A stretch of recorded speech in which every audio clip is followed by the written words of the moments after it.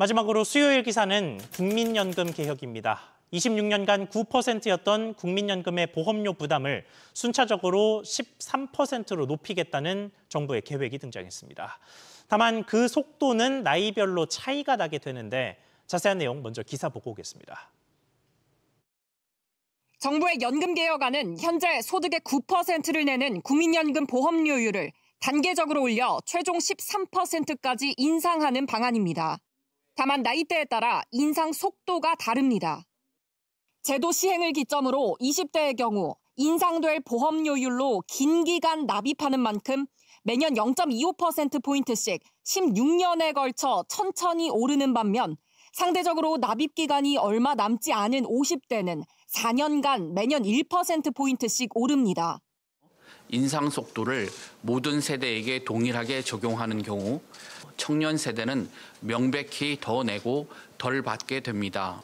세대 간 형평성을 높이고 청년들의 부담을 완화하기 위해 대신 소득 대비 나중에 받는 연금인 명목소득 대체율도 40%에서 42%로 높아집니다.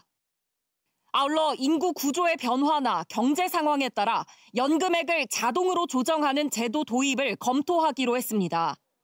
기대 수명이 늘거나 연금의 부채가 자산보다 커질 경우, 경제활동 인구가 줄어들 경우 보험료율을 올리거나 소득 대체율을 낮추는 방식입니다. 이 경우 연금액 인상분이 물가 상승분보다 낮아질 수는 있으나 기금 소진 시기는 더 연장됩니다.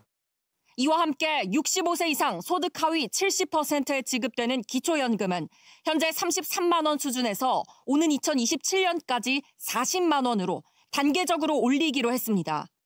SBS 비즈 류선우입니다.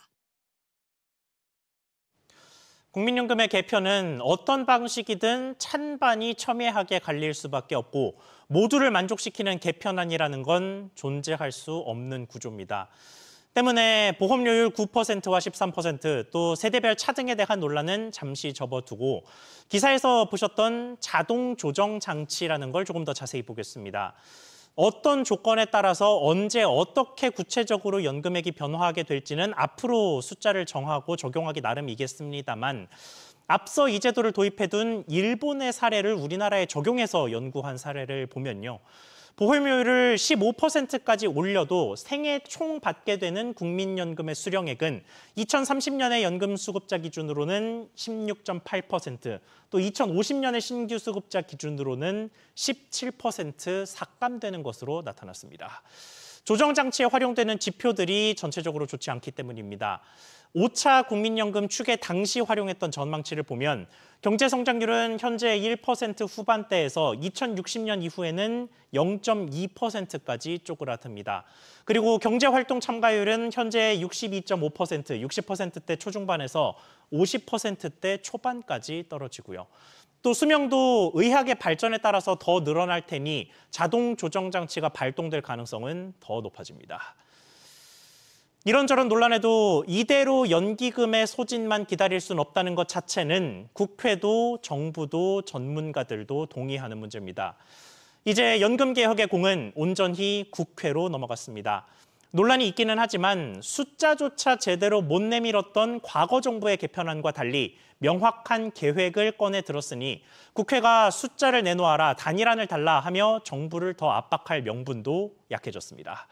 500명의 국민 대표 토론까지 거치고도 지난 국회 막바지에 무산됐던 연금 개혁이 이번에는 국민적 합의를 이끌어낼 수 있을지 지켜봐야겠습니다.